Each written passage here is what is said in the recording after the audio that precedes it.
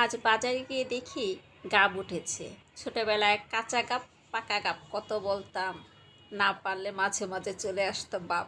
সেই কথাটা মনে পড়লো, আর আমি হাসছি কিন্তু, আর আপনাদের সাথে কথা বলছি। যাই হোক, তারপরে ভিটামিন সি প্রচুর পরিমাণ পাওয়া যায় এই আমলকির কাছে আসলাম। আমলকির কাছে এসে দেখি আবার বোম্বা মরিচ। এখন কিন্তু বোম্বা মরিচ দিয়ে নানান ধরনের সস, চটপটি, ফুচকাতেও দেওয়া হয়। বোম্বা মরিচের এখন কিন্তু অনেক মূল্য হয়ে গেছে। এই বোম্বা মরিচকে আবার কেউ বলে নাগার। যাই হোক, নাগার কিন্তু পিৎজাও পাওয়া যায়। তারপর আসলাম নারকেলের কচুর কাছে। নারকেলের কচু শুনলাম 30 টাকা কেজি। আমি অবশ্য এখনও খাইনি এগুলো, তবে একদিন খাবো। দামটাই শুধু জেনে গেলাম। জিজ্ঞেস করলাম গলায় ধরে, বলে না, এগুলি গলায় ধরে না, খুব সহজেই আপনারা ছিলে নিয়ে খেতে পারেন। বললাম ঠিক আছে, আরেকদিন এসে নিয়ে যাবো। আর চলে যায়। তারপর আসলাম লতির কাছে। চিকুন চিকুন লতি দেখে তো আমার মাথায় হাত। এত চিকুন চিকুন লতি কীভাবে কাটবো, কীভাবে, সেই বলে বললাম চলে যাই, এই লতি নিব না, আজ সময় কম। কিন্তু চিকুন লতি কিন্তু খেতে অনেক মজা।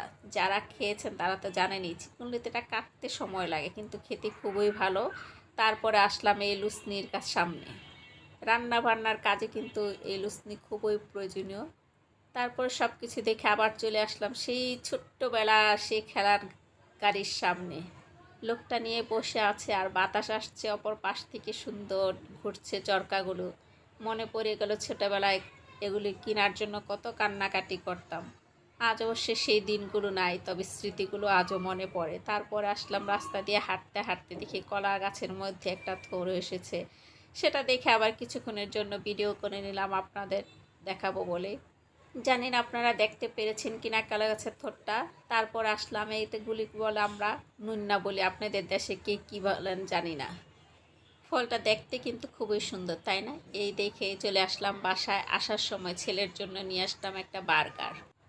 এখন ছেলে বলে বার্গার খাবে না, আমি এগ বার্গার এনেছি, সে খেতে চেয়েছে চিকেন বার্গার। কি করা যায় এখন? ছোট ছেলেকে বললাম তুমি খাবে, সেও খাবে না, দুজনেই রাগ করছে। বললাম ঠিক আছে, দুজনেই যখন রাগ করছো তাহলে আমি খেয়ে উঠি। এই বলে যখন হাতে নিচ্ছি তখন বলে দাও, তুমি কষ্ট করে যেন এনেছো আমাদের জন্য, তাহলে দুই ভাইকে দাও, দুই ভাই খাই মিলে মিলে। একটাকেই দুই ভাইকে ভাগ করে দিলাম অর্ধেক অর্ধেক করে, কারণ আমারই ভুল হয়েছিল, দুটা আনতেই পারতাম, ভুলে গিয়েছিলাম। যাই হোক, তাদেরকে বললাম খাও, এখন বিকালে আবার নিচে যখন নামবো তোমাদের জন্য চিকেন বার্গার নিয়ে আসবো। বলে ঠিক আছে, ভুলো না কিন্তু। বললাম ঠিক আছে বাবা, ভুলবো না। এ বলে আমি চলে গেলাম রান্না করতে, বিরিয়ানি রান্না করার জন্য।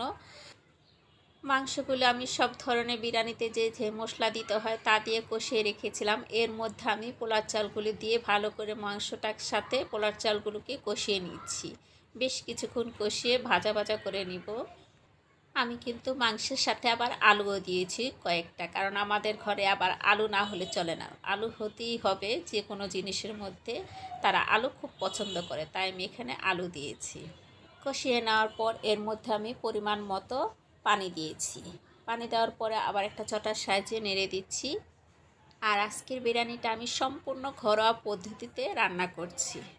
পানিটা ফুটে ওঠার পর আমি একটা ঢাকনা দিয়ে ঢেকে দিয়েছি। ঢেকে দেওয়ার পর যখন সম্পূর্ণ হয়ে গিয়েছে তখন আমি আপনাদের দেখাচ্ছি। দেখেন কতটা সুন্দর ঝরঝরা হয়েছে। বিরিয়ানি বলেন, পোলাও বলেন, তেহারি বলেন, যাই বলেন না কেন, যদি ঝরঝরা না হয় তাহলে কিন্তু ভালো লাগে না, মনটাই নষ্ট হয়ে যায়।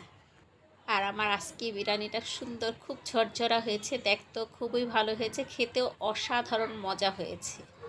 আল্লাহ হাফেজ। আজকের মতো এখানেই শেষ করছি। ভালো থেকেন, সুখে থেকেন, শান্তিতে থেকেন। আবার দেখা